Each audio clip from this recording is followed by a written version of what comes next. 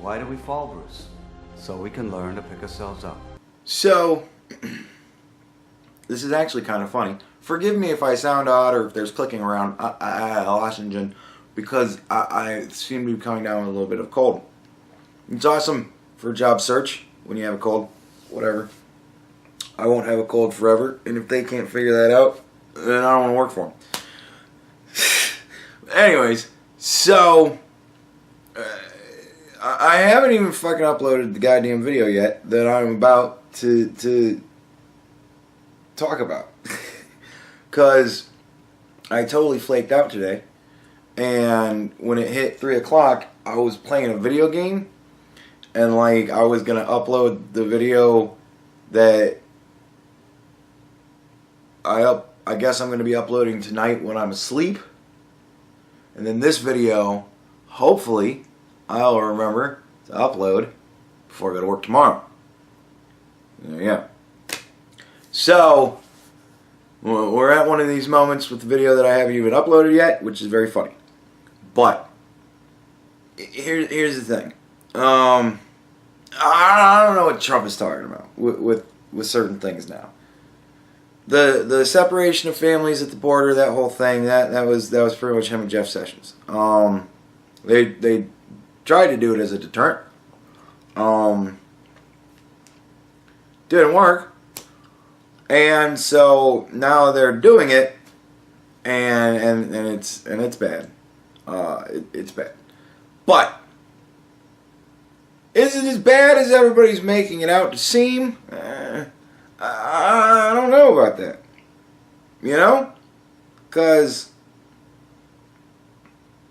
I don't know.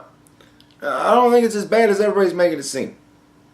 The kids sleeping in cages, that's pretty bad. That's Obama. So there you go. That's still true. But, yeah, I don't know what he's talking about.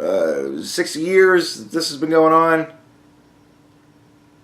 I don't know. I don't know what he's talking about. But yeah, this was a him and Jeff Sessions thing. It was, and they're kind of fibbling a little bit about that shit. But whatever. You know, politicians lie. Don't we always just go, politicians lie, right? Isn't that what we always do? Oh, not for Trump. Yeah, that's right. Anyways, so yeah, fucking. There you go. There's that shit. I don't know. In these moments of doubt and frustration, I don't know who to trust except one man. So I had to go to him for guidance in these trying times to see if maybe my thought on the subject was still correct. But maybe just that one little bit of it is incorrect. So I went to the man who knows these things. You know him, you love him. He's... Good evening and welcome to Tucker Carlson. Tonight, the spectacle of illegal immigrants separated from their children at the border has ceased to be a news story in any traditional sense of the term. It is now an event, a kind of competition in which elites vie to see who can reach greater heights of rhetorical excess and self-righteous posturing. See, this is more like it. All right, here we go. It is performance art, really. Congresswoman Nancy Pelosi and even Hillary Clinton took an early lead in the contest by bypassing public policy questions entirely and moving straight to theology. Here are part of their sermons. Watch. Here are part of their sermons. Man, Tucker has a way with words. The hypocrisy of all people of faith in our country not to clamor for this, for what the administration is doing to end. Nancy has a way with words too. Those who selectively use the Bible to justify this cruelty are ignoring a central tenet of Christianity. Jesus said, "Suffer the little children unto me." He did not say, "Let the children suffer." He also didn't have any fucking children, which, in my opinion, makes him a very smart man. So the same people who support third-term post-viability abortion for purposes of sex selection are now lecturing you about God and sin and the holiness of children. That should have been my angle the whole time, not just agreeing with Trump. It should have been the hypocrisy of the fucking left. Feel chastened? God damn, actually I do kind of. But wait, there's more. So much more. On Facebook, Senator Ben Sass called the administration's policy wicked, as in immoral and devilish. Is it immoral to take children away from their parents? Boy, that's a question, isn't it? Because we do it all the time. And nobody cares. You realize that, right? We do it all the time. And nobody cares. Ask a cracked out father or mother, where's your child? Oh, they took them. Right? Nobody cares. Ask an abusive parent, where are your children? Oh, they took them. Nobody cares. Right? Because it's a bad situation for the children. Now, I would say that walking from Central America or hitchhiking or whatever, however it is that they do it, going from Central America to the U.S. border and sneaking across, I would say that that is putting your child into immense danger. And so, on merit of that alone, it begs the question, why do we care that we're taking their children away from them? If a mother or father in New York decided to take their child hitchhiking cross country to California, they'd probably get their kid taken away from them. And that's still in the country and technically not even really illegal. Except for hitchhiking. I think hitchhiking is illegal, but nevertheless. You know what I mean? So,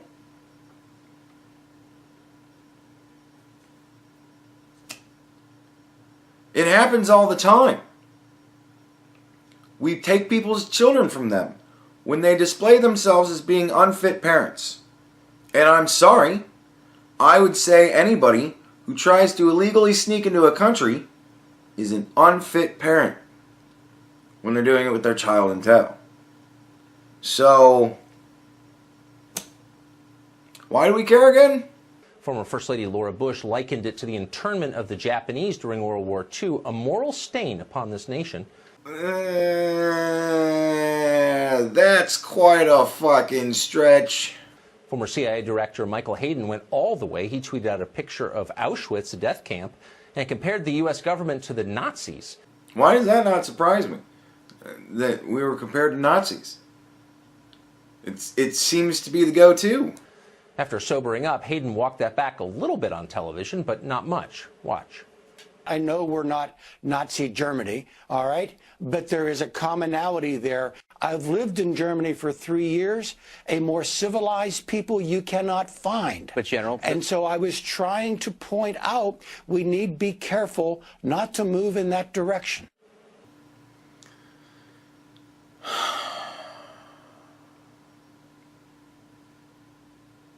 Well, I guess it does have to start somewhere, right?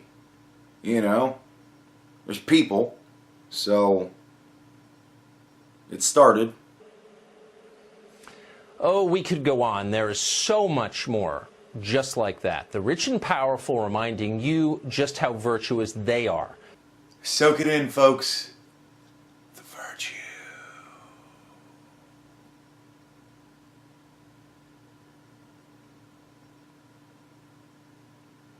You think any of these people really care about family separation? If they did, they'd be worried about the collapse of the American family, which is measurable and real, but they're not worried about that. In fact, they welcome that collapse because strong families are an impediment to their political power. I would agree to that because a lot of people sometimes vote in their interests. And I would say that since government social programs seem to take a jump whenever the Democrats are president, it would be in certain people's interest to vote Democrat, wouldn't it? That's why they're always lecturing you about the patriarchy and the evil of the nuclear family. Millions and millions of American kids are growing up with one parent at home, families separated, thanks to their policies, and that's fine with them. Thanks to their policies. I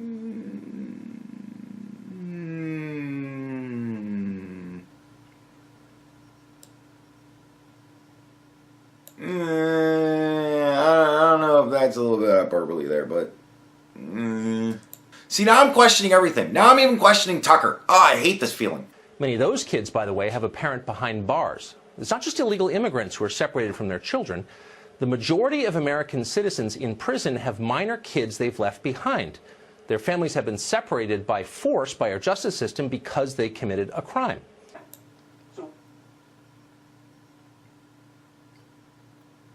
There you go. So in that way, these kids are just like the kids you've been watching on television today. The difference, of course, is they're Americans, so nobody is spending 35 grand a year apiece to make sure they're okay. 35 grand a year? Man, I know for a fact that I can live off of 35 grand a year. And I was also paying rent and other bills and buying adult things to make me happy. So, why does it cost 35 grand a year for fucking, man? These kids must live good lives. In their internment camp. Democratic politicians and cable news anchors don't visit their foster homes to highlight their plight. They're ignored. This is one of those moments that tells you everything about our ruling class. They care far more about foreigners than about their own people. You probably suspected that already. Yes, Tucker. That feeling has occurred to me. The other thing you may have noticed is that they're not especially interested in solutions to anything. They're great at yelling and at preening, not so good at fixing and building. We could strengthen our borders to keep illegals out. We could fund more immigration courts to process those who sneak through anyway. We could even build more housing facilities at the border, holding facilities, to allow families to stay together while their asylum claims are processed. But the left is not interested in any of that. Their only solution is immediate amnesty for anyone who crosses our borders with a minor in tow. And that's an extraordinarily bad idea. And of course, that's the same as no borders at all, not to mention a powerful incentive for child smuggling. Did anybody else think of child smuggling? I didn't even think of child smuggling. God damn. They don't care. Because no matter what they tell you, this is not about helping children.